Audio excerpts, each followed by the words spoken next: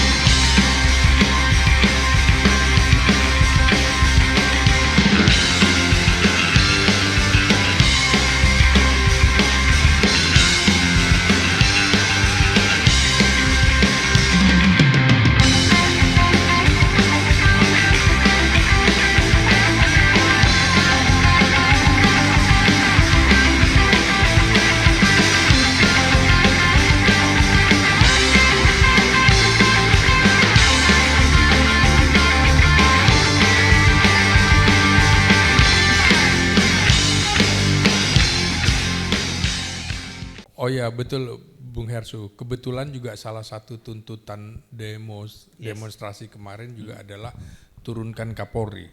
Selain itu di media sosial, di X itu justru juga mengungkap bahwa Polri pembunuh rakyat. Karena itu memang kita harus membedah juga bagaimana institusi polisi ini yang dipimpin oleh Jenderal Polisi Listio Sigit Prabowo selama 4,5 tahun.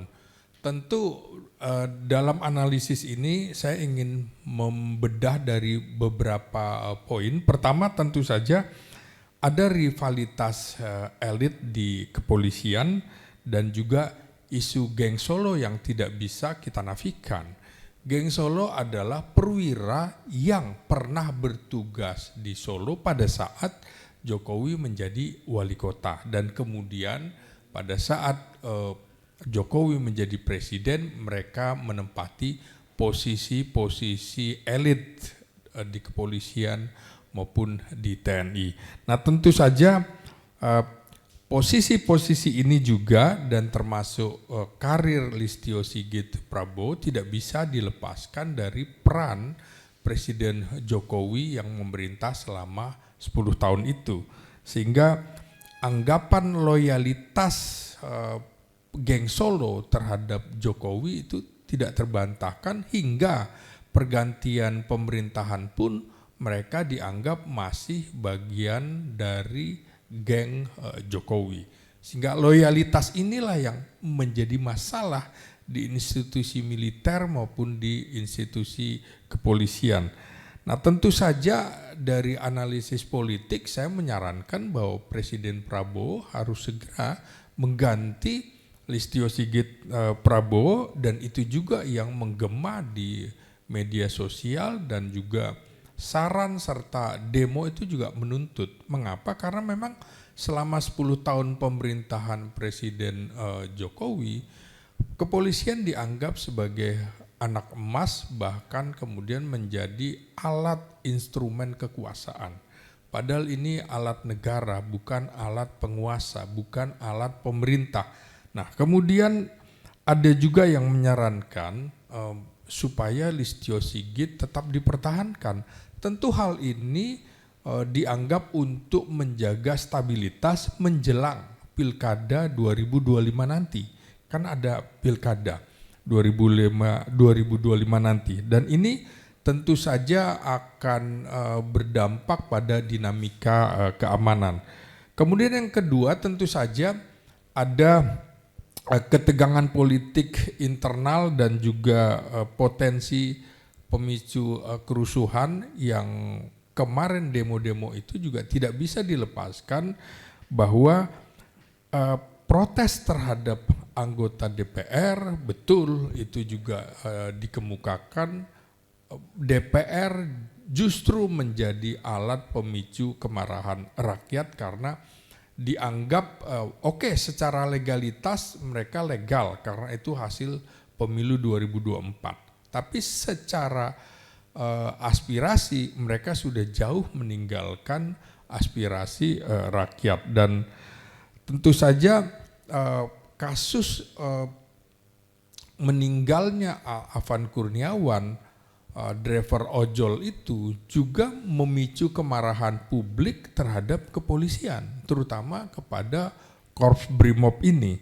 Tentu saja kita menjadi terbuka bagaimana ketidakjelasan arah dukungan internal terhadap Kapolri di dalam institusinya dapat membuat sebagian masyarakat juga melihat ada loyalitas yang juga akhirnya terbelah. Apakah harus tetap loyal terhadap Listio Sigit sebagai Kapolri? Karena ini sebenarnya bentuk inkonsistensi juga yang diperlihatkan kepolisian dalam penanganan unjuk rasa. Dalam beberapa kasus polisi dianggap sebagai aparat negara yang sangat represif, padahal tugas-tugas kepolisian justru kalau kita melihat tugasnya adalah keamanan ketertiban masyarakat dalam penegakan hukum dengan menjadi pelindung, pengayom dan pelayan. Mestinya unjuk rasa itu juga dilakukan, dihadapi dengan itu tadi. Bagaimana dilayani sampai kemudian Anda mau demo di mana, diayomi, juga dilindungi, bukan kemudian dihadapi dengan, kalau kita lihat di demo tanggal 28 Agustus itu kan juga dihalau, tidak bisa diberikan kesempatan, tidak diberi kesempatan untuk menyampaikan aspirasinya. Nah, kemudian tentu saja ada persoalan yang menarik lagi bahwa di dalam kepolisian ini terutama ketika publik melihat daftar mutasi perwira tinggi yang terakhir, terutama perwira tinggi bintang 3, itu kelihatan sekali bahwa terjadi konflik elit di lingkungan kepolisian. Hal-hal yang tidak lazim itu kan muncul. Misalnya Kepala BNPT, Badan Nasional Penanggulangan Terorisme, yang sudah pensiun kemudian dilantik kembali oleh Presiden Prabowo. Ini belum pernah terjadi.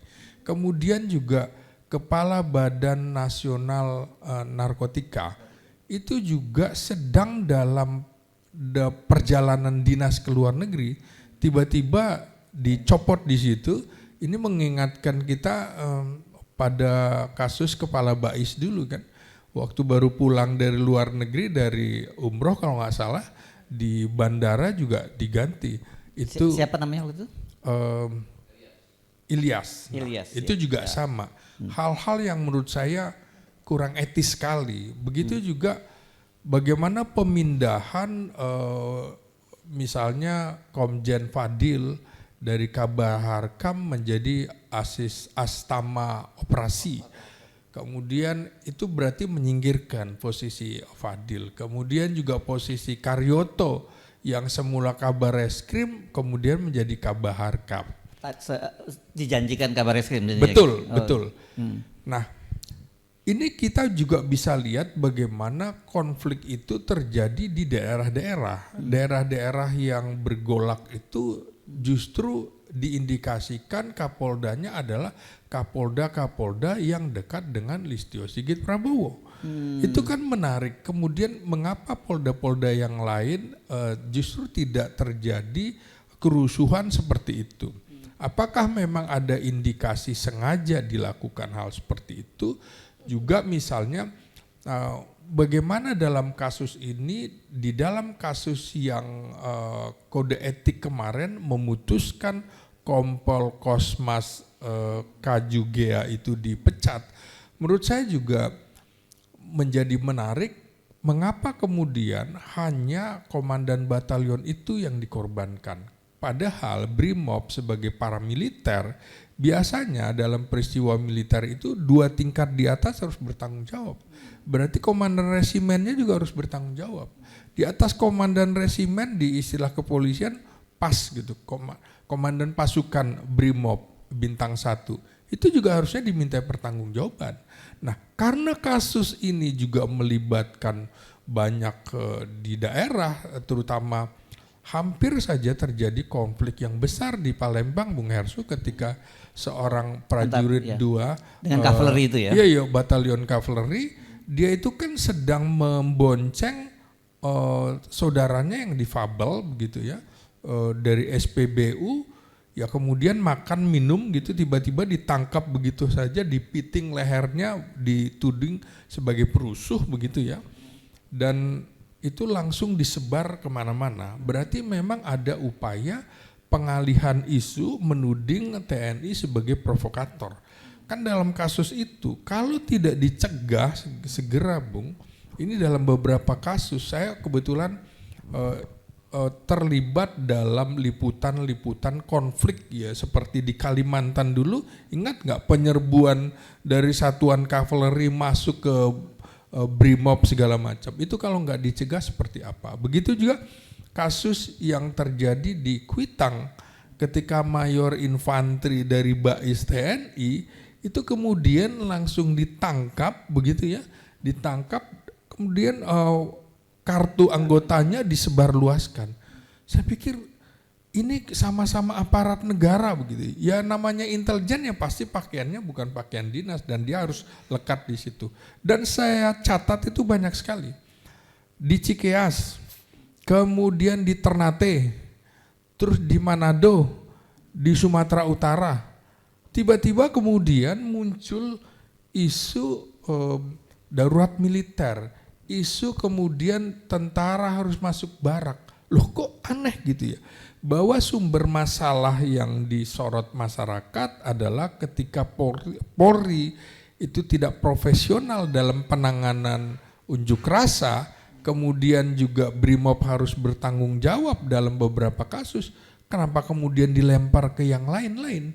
Dan ini juga sama dengan isu 17+8, tiba-tiba ada TNI masuk barak segala. Saya bilang, ini kok rada aneh ya, tiba-tiba muncul hari ini aja saya melihat di beberapa grup WA, tiba-tiba muncul isu soal militerisme, isu darurat militer.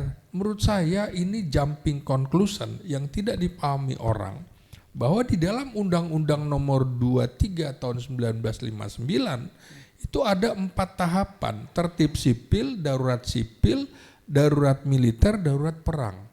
Kalau bicara kekhawatiran darurat militer, tidak mungkin ada darurat militer tanpa didahului dengan darurat sipil. Untuk memutuskan sesuatu menjadi darurat sipil juga harus dikoordinasikan dengan DPR. Baru DPR menjawab kepada Presiden, apalagi untuk darurat militer.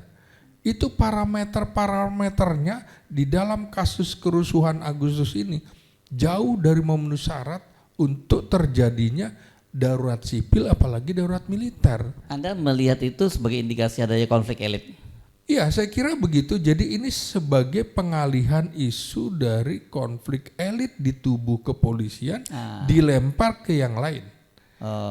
Jadi ini, Bung, memang tidak bisa dilepaskan bahwa ketidaktegasan Presiden Prabowo untuk segera mencopot Listio Sigit Prabowo ini juga menjadi sumber petaka di dalam institusi kepolisian. Karena akhirnya apa? Loyalitas para Kapolda juga akhirnya juga bercabang-cabang karena melihat posisi Listio Sigit ini yang memang sudah dalam posisi gamang. Bung Hersu, hari ini dan hari kemarin, beberapa hari ini kita sudah dapat di WA bagaimana publik menyiarkan kekayaan-kekayaan para jenderal bintang 3 itu. punya rumah 25 miliar di sini, punya rumah 30 miliar di sini. Hampir semuanya. Artinya apa? Siapa yang mention itu? Ya dari lingkungan mereka sendiri. Konflik-konflik ini tidak bisa kemudian kita lihat bahwa ini tidak ada kaitannya dengan kerusuhan. Jadi patut diduga. Nah, sama dengan di dalam kasus ini, mengapa Presiden Prabowo yang lulus pada tahun 1974, dia harusnya melihat sebuah peristiwa malapetaka 15 Januari 1974, di mana Presiden Soeharto akhirnya mencopot jenderal-jenderal itu. Dan itu ada konflik internal di antara orang sekitarnya Pak Harto ya? Betul. Di situ ada terlibat namanya Jenderal Maraden Panggabean, Jenderal Sumitro. Yes. Jadi Panglima dengan Wapang. Ya. Kemudian Ali Murtopo juga ada, ya, Asus, yes. Iya, Aspri dan lain-lain. Saya hitung ada sekitar 10 jenderal akhirnya harus dinonjobkan. Bahkan mereka akhirnya tahu diri seperti Jenderal Sumitro, lebih baik saya mengundurkan diri aja Pak. Artinya mengapa sih Prabowo tidak belajar dari konflik-konflik elit yang melibatkan institusi bersenjata? Nah, kita kembali lagi di dalam rivalitas di lingkungan kepolisian itu, sampai sekarang akhirnya terpecah juga. Yang tadinya loyalitas angkatan 91 ke Listio Sigit, sekarang udah pecah belah kan begitu. Juga kemudian sudah ada manuver-manuver, ya tentu saja karena ini operasi intelijen, tidak bisa semuanya mengungkap satu persatu. Tapi mungkin karena saya banyak mengamati masalah polisi dan militer, saya menerima input-input itu entah dari mana begitu ya. Tentu saya filter. Ya tentu kemudian kita harus lihat satu persatu. Mengapa ini menjadi Wakapolri? Mengapa ini menjadi Kabareskrim? Mengapa ini menjadi Irwasum dan lain-lain? Saya kira Presiden Prabowo juga harus tahu di dalam kasus ini Kapolri harus bertanggung jawab. Kemudian Kaba Intelkam harus bertanggung jawab. Apa kerja intelijen keamanan ketertiban masyarakat itu? Kaba Harkam juga harus diminta pertanggungjawaban. Begitu juga Komandan Korp Brimopnya harus diminta pertanggungjawaban. Sampai sekarang menurut saya apa yang dikemukakan oleh Presiden Prabowo itu hanya semacam hanya semacam seremonial, karena tidak ada tindak lanjut bagaimana memadamkan konflik itu sendiri. Apinya tidak diselesaikan. Salah satu apinya adalah konflik di dalam tubuh elit kepolisian, dan kemudian isu yang menyudutkan militer itu juga harusnya dipahami. Kalau tidak, Bung Hersu, kalau tidak militer di daerah-daerah tidak menahan diri, misalnya di Ternate, di Manado, di Sumatera Utara, di Sumatera Selatan, kemudian juga di Bogor dan lain-lain, apa yang terjadi? Tentu pihak-pihak yang ingin ada benturan antara TNI dan Polri bertepuk tangan. Dan kita tidak menginginkan itu. Karena itu menurut saya Presiden Prabowo mesti tegas. Salah satu tuntutannya adalah mereformasi total juga kepolisian, di mana pada 1998 dan 99 TNI justru berada di depan melakukan reformasi, walaupun akhirnya reformasi kebablasan juga. Harusnya ya ada hal yang tidak direformasi malah direformasi. Kemudian polisi di mana? Nggak ada. Sampai sekarang menurut saya, oke lah Panglima TNI, Kepala Staf Angkatan atau Wakil Panglima TNI gagah dengan pangkat bintang 4. Tapi sesungguhnya mereka adalah bukan pemegang anggaran. Hanya kuasa pemegang anggaran, beda dengan Kapolri yang langsung memegang anggaran. Dia bisa minta langsung kepada Menteri Keuangan. Sementara Kepala Staf Angkatan dan juga Panglima TNI tidak bisa. Nunggu jatah dari Kemenhan. Nunggu jatah begitu ya. Iya, Nah ini juga menurut saya selama dalam sistem kenegaraan tidak imbang, posisi TNI dengan Polri, selama itu juga jangan harapkan konflik di bawah akan terus terjadi. Nah, ini menurut saya juga salah satu yang harus dipahami. Konflik itu juga menurut saya tidak bisa dilepaskan di dalam konflik elit pemerintahan. Masing-masing itu tentu saja punya kepentingan yang berbeda-beda. Partai politik pasti berbeda-beda. Nah, Prabowo harus diingatkan bahwa Anda jangan terpengaruh, Anda itu hidup dalam lingkungan impulsif, bahwa kabinetnya kompak, bahwa menteri-menterinya bekerja dengan baik, masing-masing punya agenda sendiri-sendiri. Mari kita lihat bagaimana sejak demo 25 Desember itu tidak ada dukungan dari partai-partai politik, baik di parlemen maupun di partai politik. Mestinya mereka ikut demo, mendukung. Enggak ada. Dukungan 80% di parlemen cuma di atas kertas. Hanya di atas kertas. Nah, ini kita harus bisa lihat bagaimana peristiwa yang terjadi pada Presiden SBY waktu itu. Dukungan hampir 80% juga tergerus. Nah, Presiden Prabowo menurut saya harus paham bahwa pertemuan mahasiswa dengan anggota DPR kemarin juga itu hanya simbolis. Itu hanya gimmick politik. Karena nantinya yang diangkat kepada publik, mereka mengesankan diri seperti apa? Bagi saya mereka cuci tangan, Bung. Nantinya mereka satu persatu, oh kami menolak untuk tunjangan beras 12 juta rupiah. Yang satu punya kepentingan yang lain. Jadi mereka punya agenda masing-masing yang memang tidak bisa dikendalikan oleh Presiden Prabowo Subianto. Sama demo kemarin juga ada tuntutan turunkan Puan Maharani sebagai ketua DPR. Artinya kan di dalam juga ada yang ingin menjadi ketua DPR. Ya, bahkan rumahnya Puan juga bakal tadinya menjadi sasaran penjarahan juga kan. Itu artinya memang ada konflik-konflik di dalam. Makanya menurut saya ini juga tidak bisa dipisahkan dari kontestasi 2029 mendatang. Memang kesannya masih lama. Tapi citra buruk ini mereka tidak ingin. Karena itu memang konflik-konflik ini mesti diurai, termasuk di dalam parlemen. Harus diurai, harus jelas duduk perkaranya.